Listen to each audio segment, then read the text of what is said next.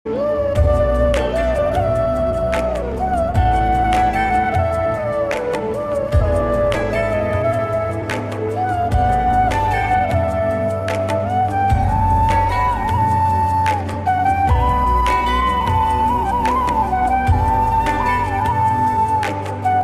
Number 2, क्या है 14 युगों का रहस्य, साथ ही प्रमुख 4 युगों की क्या है गाथा?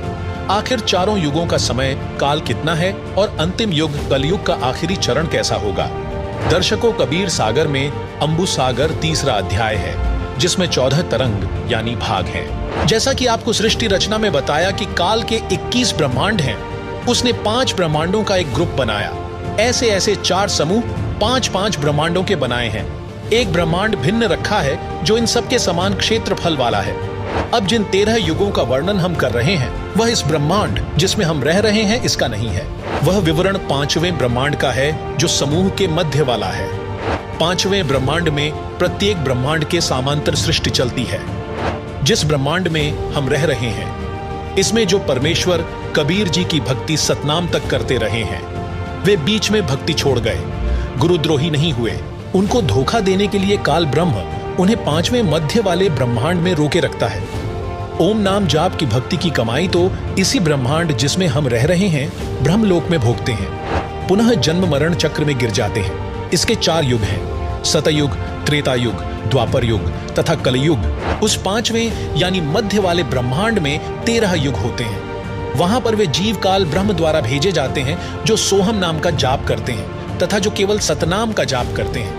सतनाम के जाप के ओम की भक्ति कमाई इस ब्रह्मांड के ब्रह्मलोक में भोगते हैं।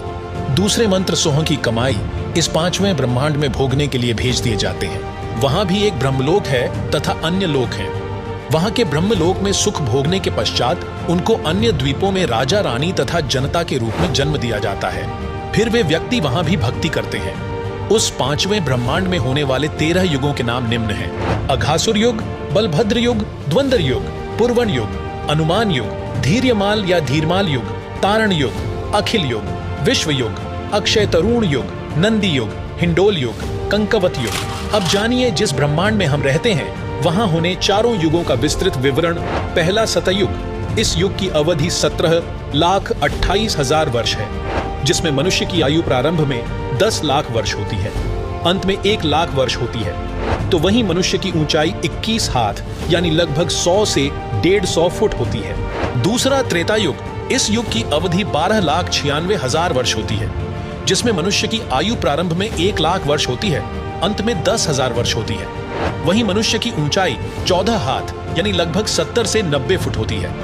द्वापर युग।